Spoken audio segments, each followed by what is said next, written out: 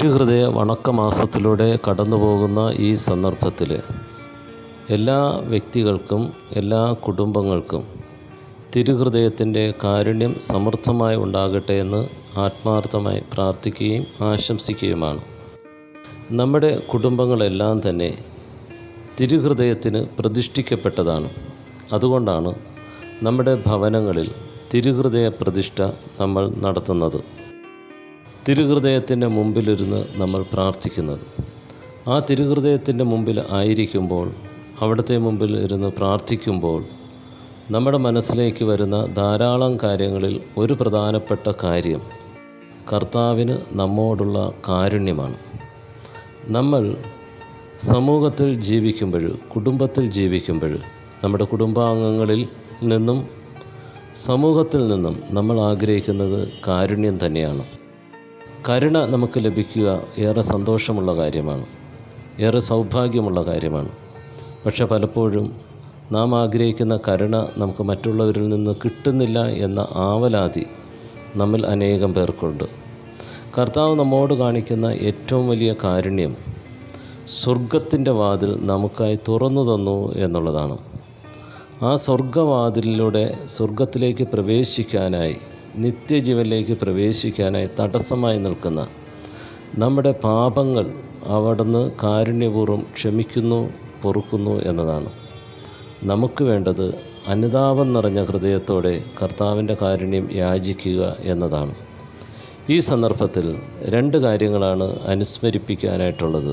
ഒന്ന്, തിരുഹൃദയത്തിൻ്റെ മുമ്പിൽ ആയിരുന്നു കൊണ്ട് യേശുവിൽ നിന്ന് അവിടുത്തെ കാരുണ്യം ആവോളം സ്വീകരിക്കാനായിട്ട് ശ്രമിക്കുക എന്നതാണ്. രണ്ട്, യേശുവിൻ്റെ കരുണ ഒഴുകുന്ന അവിടുത്തെ ഹൃദയമായി സമൂഹത്തിലും കുടുംബത്തിലും മാറുക എന്നുള്ളതാണ്.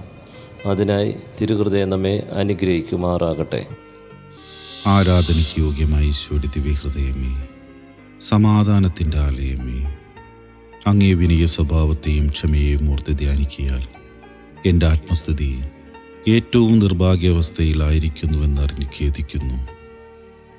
ഓ മാതിരി നിറഞ്ഞ എൻ്റെ രക്ഷിതാവിൻ്റെ ദിവ്യഹൃദയമേ, ദുർഗുണങ്ങളാൽ നിറഞ്ഞ എൻ്റെ ഹൃദയത്തെ മാറ്റി ഇതിൽ അങ്ങ് ദിവ്യഹൃദയത്തിലെ വിനയശീലം ധാരാളമായി നൽകണമെന്നും അങ്ങനന്തമായ ക്ഷമയും വിനയശീലത്തെയും ഓർത്ത് ഞാൻ പ്രാർത്ഥിക്കുന്നു. കർത്താവേ, അങ്ങേ മണവാട്ടിയായ തിരുസഭയ്ക്ക് പൂർണ്ണ സ്വാതന്ത്ര്യം കൊടുത്തരുളണമേ. ഞങ്ങളുടെ പിതാവായ പരിശുദ്ധ പാപ്പായെ സംരക്ഷിക്കണമേ. എല്ലാവരും അങ്ങേ ഏക സത്യസഭയെ അറിഞ്ഞ് ഏക ഇടയൻ്റെ കീഴാകുന്നതിന് വേഗത്തിൽ ഇടവരുത്തണമേ. നിർഭാഗ്യപാപികളുടെ മേൽ കൃപയായിരിക്കണമേ.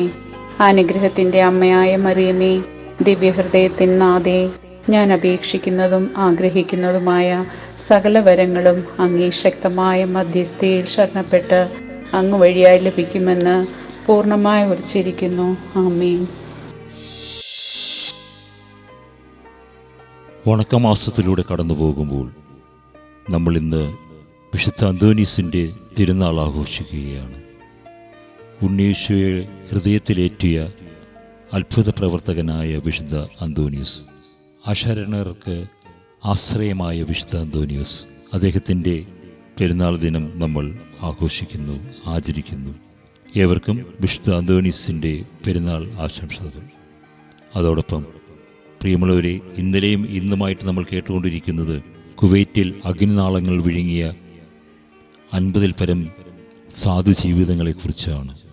അന്ത്യകർമ്മങ്ങൾ പോലും നടത്താനാകാതെ കരിഞ്ഞു പോയ ശരീരങ്ങൾ, അവരെയൊക്കെ നമുക്ക് ഓർക്കാം. അവരുടെ കുടുംബത്തിൻ്റെ വേദനകളിൽ നമുക്ക് പങ്കുചേരാം. കുടുംബങ്ങൾക്ക് സാന്ത്വനമേൽക്കുവാൻ നമുക്ക് പ്രാർത്ഥിക്കാം. കർത്താവായ യേശുവേ, ഉറ്റപ്പെട്ടവരും വേണ്ടപ്പെട്ടവരും ഉടയവരും ഒക്കെ നഷ്ടപ്പെട്ടവർ, കുടുംബത്തിൻ്റെ നാഥൻ നഷ്ടപ്പെട്ടവർ, അവരെയൊക്കെ ഞങ്ങൾ സമർപ്പിച്ച് പ്രാർത്ഥിക്കുന്നു.